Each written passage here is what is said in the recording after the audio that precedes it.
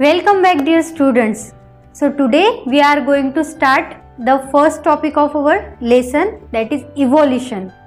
So what is evolution?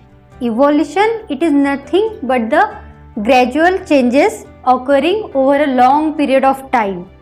Evolution म्हणजे काय की असे चेंजेस जे की लॉंग पिरियडसाठी चालत राहतात आणि त्या प्रोसेसला आपण म्हणतो evolution.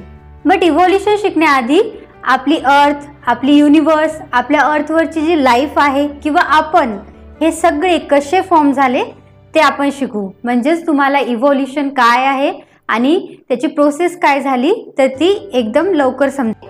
So let's start with the history of our universe. So in a starting period our universe it was nothing but a tiny particle. आपली जी युनिवर्स आहे तर ती दुसरं काहीच नव्हतं. आपल्या युनिवर्समध्ये काहीही नव्हतं, फक्त एक टायनी पार्टिकल होता. आणि एक दिवस काय झालं की हा जो टायनी पार्टिकल आहे यामध्ये स्फोट झाला, एक्सप्लोजन झालं. आणि हा जो टायनी पार्टिकल आहे तर हा खूप दूर दूरपर्यंत पसरत गेला आणि तिथूनच आपली युनिवर्स फॉर्म झाली. कधी फॉर्म झाली? Near about 13.8 billion years ago. Then it was the time for the formation of our Milky Way galaxy. आपली जी मिल्की वे गॅलेक्सी आहे ती फॉर्म झाली. त्यानंतर आपला जो सन आहे, आपली जी सोलार सिस्टीम आहे तर ती नियर अबाउट 4.6 बिलियन इयर्स अगो फॉर्म झाली. आणि त्यानंतर त्या सोलार सिस्टीममध्ये सर्व प्लॅनेट्स एकसोबत फॉर्म झाले आणि त्यामध्येच थर्ड नंबरला आपलं प्लॅनेट होतं अर्थ. आता सुरुवातीच्या काळात आपली जी अर्थ आहे तर ती आत्ता दिसते तशी बिलकुलच नव्हती. तेव्हा आपली अर्थ खूप हाय टेम्परेचर, खूप हॉट होती आणि आपल्या अर्थसोबतच आपली युनिवर्स सुद्धा खूप हाय टेम्परेचरवाली होती. जे टेम्परेचर आहे ते खूप हाय होतं. त्यानंतर काय झालं, ग्रॅज्युअली हे टेम्परेचर डाऊन होत गेलं आणि आपली जी युनिवर्स आहे ती कूल होत गेली. यासारखंच काही ॲटमॉस्फिअर जे आहे आपल्या अर्थवर होतं. आपली अर्थसुद्धा सुरुवातीला खूप हॉट होती आणि त्यानंतर हळूहळू आपली अर्थसुद्धा थंड होत गेली. ते कशी काय झाली की आपल्या अर्थवर व्होल्कॅनिक इरप्शन चालू होते, त्यामुळे टेम्परेचर खूप हाय होतं. त्यासोबतच खूप सारे गॅसेस जसे की हायड्रोजन, हेलियम हे सुद्धा प्रेझेंट होते.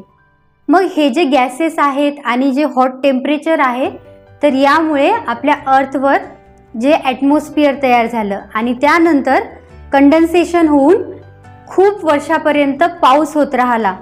नियर अबाउट सेंचुरीजपर्यंत आपल्या अर्थवर पाऊस झाला आणि तिथूनच फॉर्मेशन झालं आपल्या समुद्राचं म्हणजे सीचं.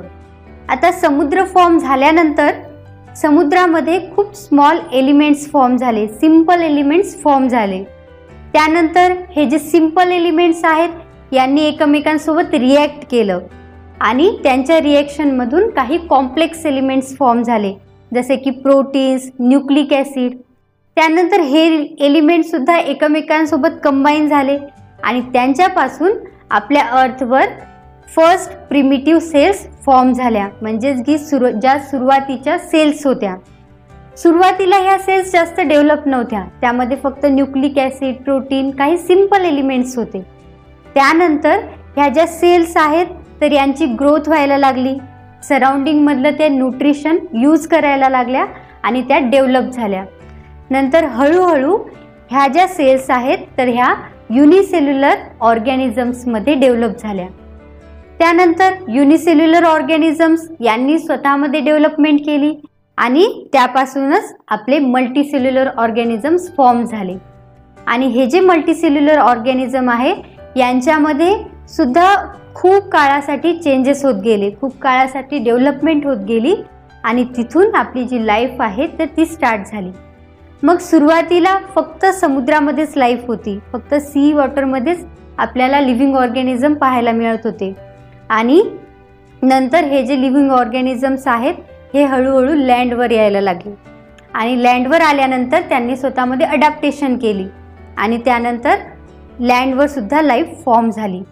आणि आज आपल्याला जे एवढे सारे living organism, variety of species दिसतात तर ह्या लाखो वर्षापर्यंत झालेल्या चेंजेसमुळेच झाल्या. आणि या सगळ्या प्रोसेसला आपण इव्होल्युशन म्हणणार.